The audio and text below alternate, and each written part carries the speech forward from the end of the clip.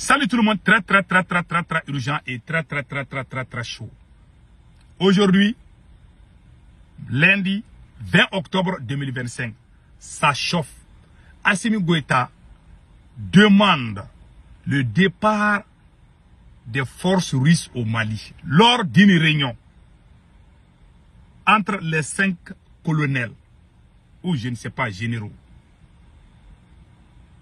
Assimi Goïta, je ne dis pas aurait demandé, Assimi Goïta a demandé qu'il va annoncer le départ des forces russes au Mali. Le ministre de la Défense s'est opposé. C'est une réunion qui s'est passée.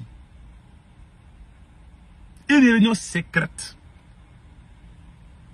Assimi Goïta aurait proposé de faire partir les forces russes et faire venir des forces turques pour libérer le Mali. Pourquoi Assimi Goïta a pris cette décision? Pourquoi le ministre de la Défense a refusé? Je vais vous donner les raisons secrètes. Qu'est-ce qui s'est passé? Il y a eu une réunion entre eux tous. Ces 5-là qui ont fait le coup d'État ensemble. Ces mêmes 5 se sont rencontrés. Assimi Goïta aurait dit que l'air est très grave, que le Mali est dans une situation grave, que la présence des soldats russes n'a rien servi, selon Assimi Goïta. Que la présence des soldats russes n'a rien servi, selon Assimi Goïta, alors que c'est faux. Maintenant, et avant cette réunion, le patron du service de renseignement, Modibo Kone, et Assimi Goïta se sont vus avant la réunion. À chaque fois que les 5 généraux doivent se rencontrer, le patron du service de renseignement et le président se consultent d'abord et préparent les décisions qu'ils vont imposer aux autres. Ils se sont dit de faire partir les soldats russes. Qu'est-ce qui est derrière cette idée? Assimi Goïta a tenté de faire un remaniement ministériel pour remplacer le ministre de la Défense, Sadio Kamara, parce qu'il a peur de Sadio Kamara.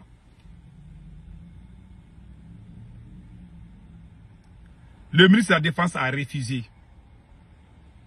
Assimi aurait proposé au ministre de la Défense d'autres postes afin qu'il laisse les postes de la Défense. Le ministre de la Défense a refusé. C'est le ministre de la Défense qui a fait le coup d'État.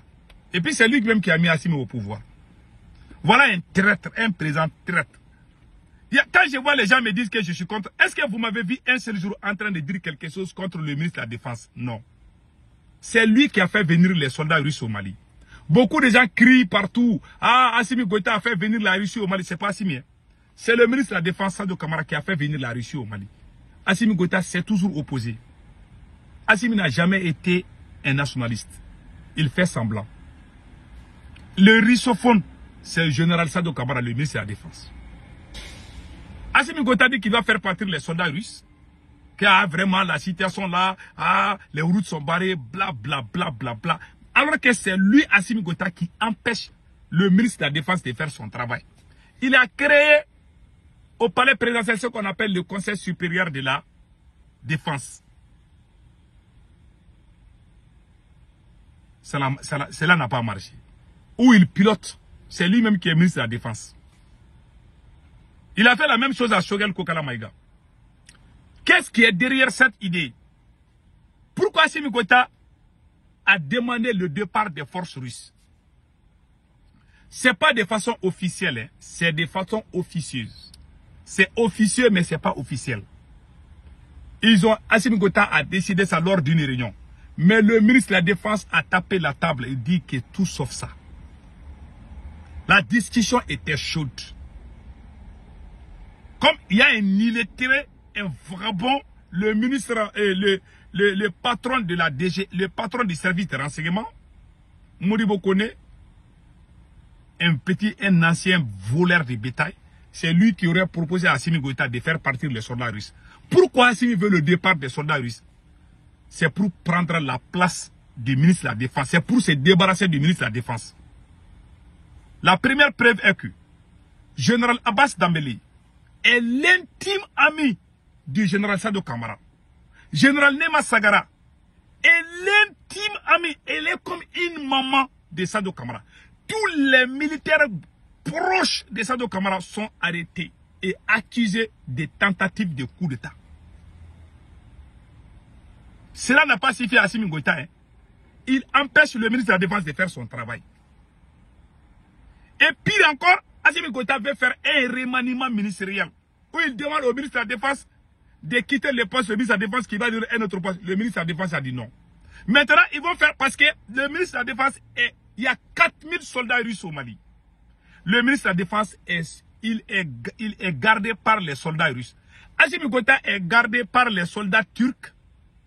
Mais le ministre de la Défense est gardé par les soldats russes. Quand vous partez à Kati là-bas, là, il y a beaucoup de soldats. Là, il y a 4000 soldats russes au Mali. Ils sont beaucoup, hein. Les gens pensent que c'est 200 ou 300. C'est pas ça, hein. Ils ont beaucoup de camps au Mali. Ils ont plus de 3 ou 4 camps à Bamako seulement. Ils sont à Kati, ils sont à l'aéroport. C'est les Russes qui sont partout. Assimi Goïta sait que c'est le ministre de la Défense qui a fait venir les Russes.